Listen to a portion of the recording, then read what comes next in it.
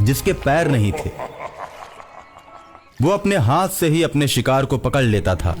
जितना चाहता था उसका हाथ उतना ही लंबा हो जाता था। इस तरह वो आकाश में उड़ती हुई चिड़ियों को भी अपने हाथों से पकड़ लेता था। अब तो उसके डर से लोगों की आवाजाही बंद हो गई। लोगों की आवाजाही बंद होने की वजह से उसे काफी दिनों से मांस नहीं मिल रहा था। नरभक्षी दानव को इंसानों का मांस बहुत ही प्रिय था। इंसानों के न आने की वजह से वो बहुत दुखी हो चुका था। और एक दिन एक बुढ़िया उस रास्ते से गुजरती है। दानव उसे पकड़ लेता है और जैसे ही उसे खाने की कोशिश करता है तो बुढ़िया कहती है, रुक जाओ, तुम्हारी ये हालत कैसे हुई?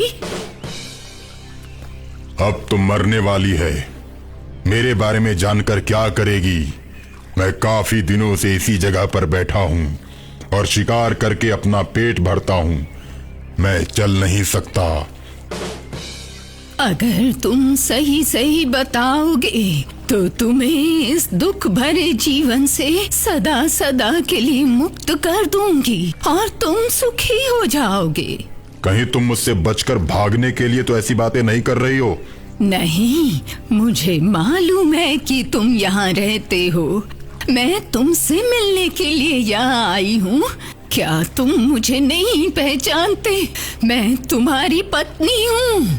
मैं तुम्हें इस जीवन से मुक्त कराने आई हूँ। मैं भी अब बुढ़ी हो गई हूँ। जब से तुम घर से गायब हुए तुम्हारा कुछ पता न चला।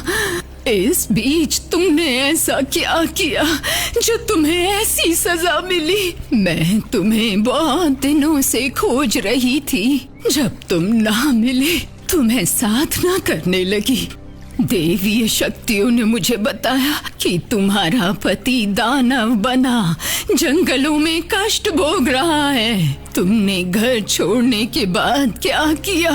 मुझे सब सही सही बताओ। घर छोड़ने के बाद मैंने बहुत सारे पाप किए।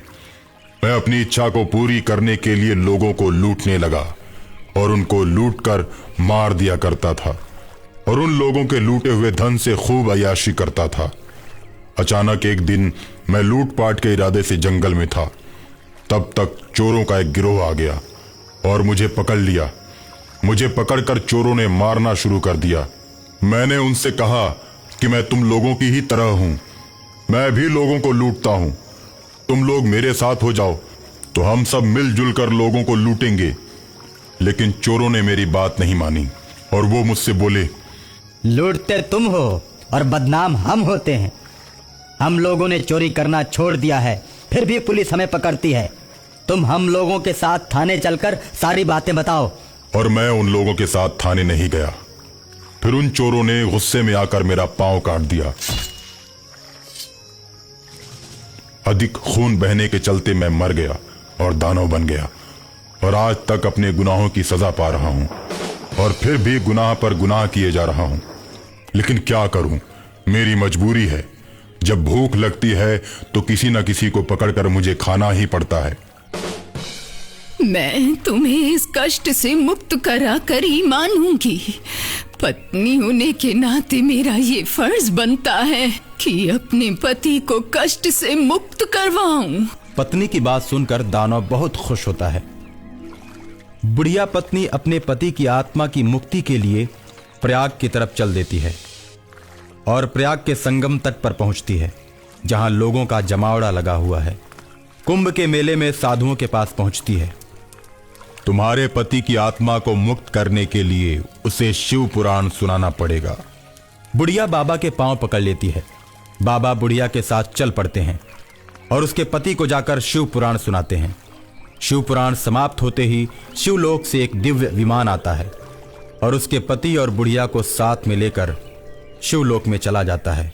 और उसके बाद दानव को मुक्ति मिल जाती है और बुढ़िया भी अपनी पत्नी होने का फर्ज अदा करती है और वो जंगल भी हमेशा हमेशा के लिए दानव के प्रकोप से मुक्त हो जाता है।